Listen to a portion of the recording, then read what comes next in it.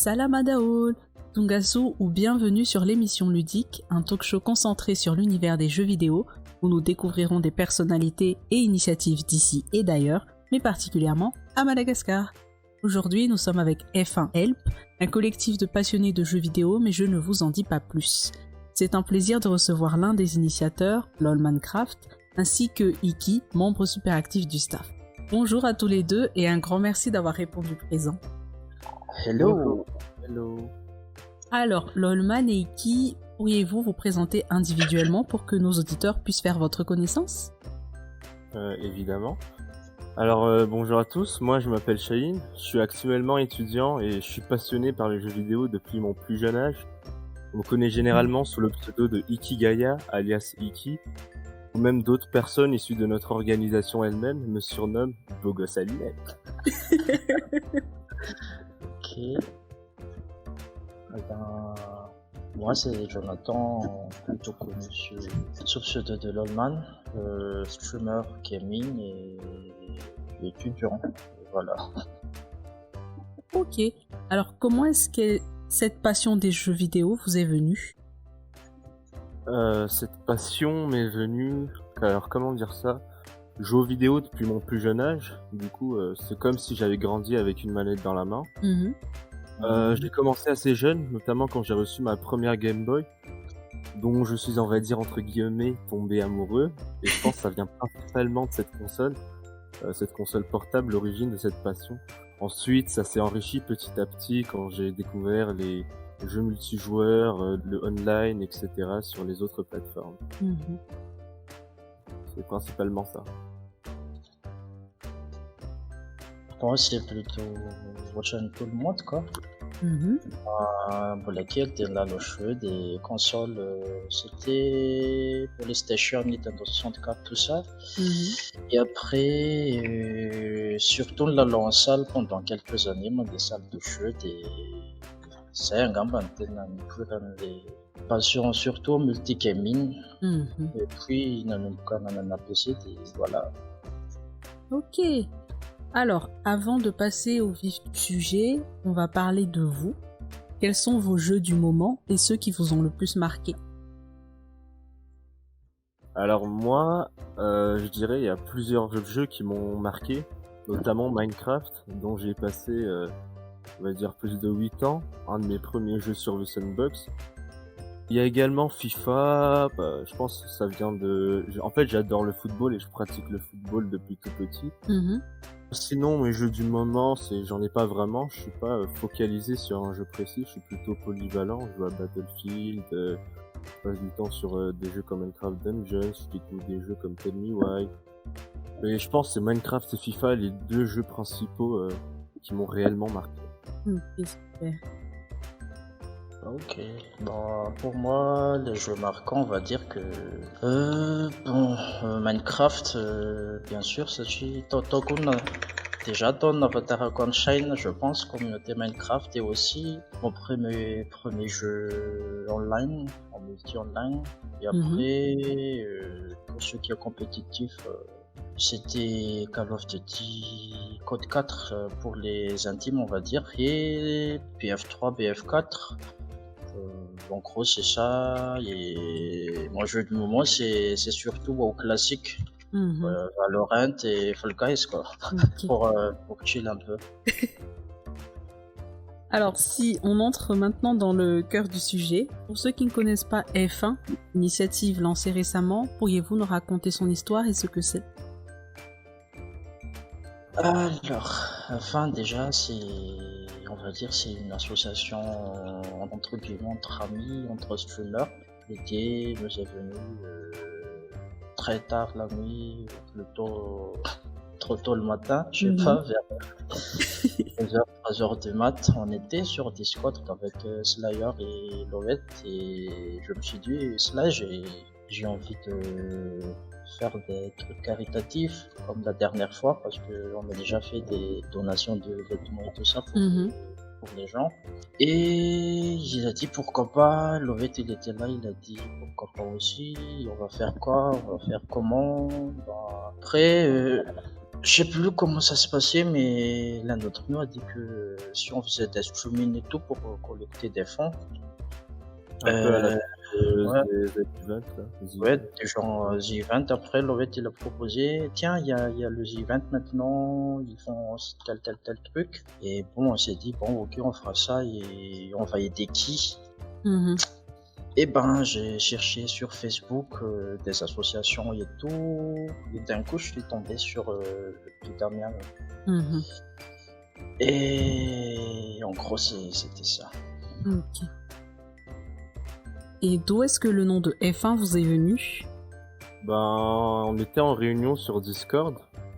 Enfin, moi, j'étais pas là, mais c'était eux qui m'ont raconté ensuite, parce que je suis venu après. Ils ont décidé, enfin, on a décidé de trouver un nom plutôt original. Du coup, on a fait référence à la touche F1 sur le clavier. Mhm. La touche F1, celui-ci, il sert à ouvrir une fenêtre d'aide sur un ordinateur. Du coup, c'est comme si, lorsque ce bouton est appuyé, l'organisation se met en marche pour pouvoir aider une autre personne. Du coup, Mhm. ça vient de ça, en fait. Du coup, quand on a aidé Damien et tout, c'est comme si on appuyait sur le bouton F1, et là, il y a toute la communauté ensemble, on récolte les fonds et tout. Alors, Lolman, tout à l'heure, il a parlé de Damian. Le petit Damian, c'est donc le premier à, comme je peux le lire sur la page, avoir appuyé sur la touche F1. Qui est ce petit garçon à qui sont destinés les dons de cette première édition? Alors, Damien, c'est un petit garçon atteint d'une méningite. Ses nerfs ont été affectés et son cerveau a également été touché. Du coup, nous ensemble, F1, on a décidé de l'aider à partir des streams. Les viewers, en fait, ils donnaient des dons et ensuite ces dons-là vont servir au traitement de Damien. Mhm. Pour ce qui est des médicaments, ils sont pas présents à Madagascar et du coup, ils coûtent très cher. Et c'est pour ça que les parents ont lancé une demande d'aide sur Facebook. Et quand Lolman a vu ça, on était tous tout excités et tout. On va l'aider, on est ensemble. C'est comme si on avait tous une volonté de faire, voilà, comme si on était des héros, quoi. Voilà. Comment s'est donc passé ce premier événement? Le déroulement, l'organisation? Ben, le regard, tout s'est fait en ligne, on va dire déjà sur Discord, Mhm. sur Discord ou Facebook. Donc, on appelait des streamers, des amis pour nous aider par rapport au local, le staff et tout. Déroulement, c'était bon, c'était des streaming, donc ça s'est déroulé sur 2 jours, D'accord. samedi, dimanche. On jouait des jeux selon nos préférences, selon les préférences des streamers. On a joué aussi sur des jeux en multigaming, donc entre streamers ou avec des viewers ou avec des invités. Et tout ça s'est déroulé sur notre page, bien sûr, F1 Help. Mhm. Et c'était planifié comme des programmes télévisés, tout ça, quoi. Ok. Exactement. En fait, on avait la chance d'avoir dans l'organisation des gens comme Loët qui s'occupe de tout ce qui est images et tout. Et en fait, petit à petit, on a décidé de contacter les streamers connus, même Tef qui est très connu, on a réussi à le contacter grâce à Al Cappuccino, Mhm. Emel Cappuccino. Mhm. Et même après, il y a eu plein de gens et après ça s'est fait petit à petit l'organisation. J'imagine que ça a été un super week-end. Quel est votre ressenti suite à ces 2 jours de folie? Ben, la fatigue déjà. On J'imagine. était fiers aussi. Et disons que cette petite fierté d'avoir pu aider quelqu'un en difficulté, quoi. Mhm. C'était ça surtout. En tout cas pour moi, après les autres, je sais pas. Oui, et surtout on s'y attendait pas, franchement, on s'y attendait pas. À la base, on avait prévu une cagnotte de 500 000 arrières. Mhm. Et après, le premier jour, on a réussi à atteindre cet objectif. Et puis on s'est dit, vas-y, on va pas s'arrêter là, on va continuer. Du coup, on a décidé de doubler la cagnotte. Et là, jusqu'à dimanche, on a atteint les 1 054 000 arrières. Du coup, on était choqués et on était très heureux, hein, parce qu'on s'y attendait pas du tout, qu'il y avait autant de monde qui allait aider Damien, mais c'est incroyable. C'est génial. Alors, plus d'1 million derrière récolté. C'est juste fou, bravo. Ouais, merci. Alors, j'imagine que l'équipe aussi, elle ne s'arrêtera sûrement pas là. Dans ce cas, quel est votre objectif sur le long terme? C'est ben pour l'équipe, j'espère que ça s'arrêtera pas là. Déjà, vu que pour la suite, franchement là, on sait pas trop. Bon, on a des idées en tête, on étudie la faisabilité de nos projets, mais pour l'instant rien de bien concret pour la suite. Mais bon, j'espère que vous nous verrez très bientôt. On l'espère aussi. Alors, là, on va peut-être passer à une question un petit peu crue, mais j'imagine qu'il y a eu des commentaires négatifs de personnes qui ne comprenaient sûrement pas l'essence de F1, la raison de cette initiative sociale, et quels sont les genres de commentaires que vous avez reçus? Personnellement, je n'ai pas vraiment vu de commentaires négatifs. Je ne sais pas dans le point de vue de LOLman, c'était comment, mais... Bon, personnellement, de mon côté aussi, c'est pareil, mais après, dans les partages des amis et tout, il y a des gens qui ont dit que, voilà, 1 million d'arrière, c'est que 200 USD quelques, quoi. Bah, mais après, c'est pas si négatif que ça, mais vu que voilà, ils savent pas le niveau de vie à Madagascar, que 1 million derrière, c'est genre 2, 3, 4 mois de salaire de certaines personnes. Exactement. Donc, du coup, j'ai ignoré juste, quoi. Ouais, voilà. Alors là, on va passer à la 3e partie de ce podcast. Comme vous le savez, ce podcast il est aussi là pour encourager les passionnés à se lancer dans le domaine des jeux vidéo, qui évolue toujours et assez vite. Que pensez-vous de l'industrie des jeux vidéo au niveau mondial? Bah déjà, le jeu vidéo, c'est innovant, on va dire. Il s'agit d'un marché mondial qui arrive à générer des milliards d'euros. On peut dire qu'on remarque que les jeux vidéo, ils peuvent rapporter beaucoup. Bon, je suis pas sûr de ce que je dis, mais d'après ce qu'on peut voir, l'industrie du jeu vidéo arrive à générer un revenu plus important que celui du cinéma. Et grâce à Internet, ce secteur a très évolué. Ça a permis de créer comme une espèce de lien avec les joueurs du monde entier. Aujourd'hui, tu vois, les jeux vidéo sont omniprésents. On remarque par exemple à Madagascar qu'il y a de plus en plus de salles de jeu qui ouvrent, mais également de plus en plus de joueurs sur la communauté online. Et également la formation de plusieurs équipes e-sport, surtout cette année, il y en a eu énormément beaucoup. Et du coup, quelle est votre vision de l'industrie à Madagascar et en Afrique? Alors ici à Madagascar, on a de plus en plus de personnes qui sont intéressées par ce domaine. À Madagascar et en Afrique également, les développeurs de talent ne manquent pas. Je dirais que le seul problème, c'est au niveau économique. Si on parle de la création de jeux, ici, c'est compliqué, on manque clairement de matériel. Nos conditions de travail qui sont obligées d'être adaptées en cas de coupure d'électricité, car cela est assez fréquent à Madagascar. Le confort n'est donc pas présent.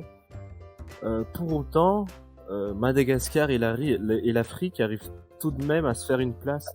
Rien qu'en citant par exemple le jeu Daal qui a eu sa place à la Paris Games Week, et je trouve ça exceptionnel pour Madagascar d'avoir eu un stand. Sinon, le secteur du jeu vidéo est en pleine croissance ici et en Afrique. Comme je l'ai dit précédemment, on remarque l'organisation des tournois qui sont plus fréquents et les équipes e-sport à Madagascar commencent à se faire un nom au sein de la communauté. Du coup, je pense qu'il y a un bel avenir, mais on a encore quand même quelques soucis pour se développer pleinement. Merci beaucoup pour toutes ces réponses.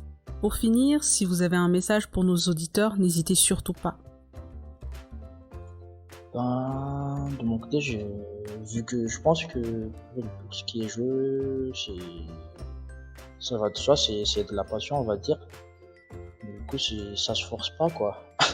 Mais après, vu que je suis dans le streaming, je vois qu'il y a pas mal de gens qui ont envie de se lancer dessus pour le streaming et les compétitions. Moi, je vous dis cherche pas loin, lancez-vous juste déjà pour Foncez. voir que ouais, foncez et vous verrez et comme ça vous calibrez au fil du temps vos styles de jeu, vos styles de gameplay, vos styles de streaming et tout.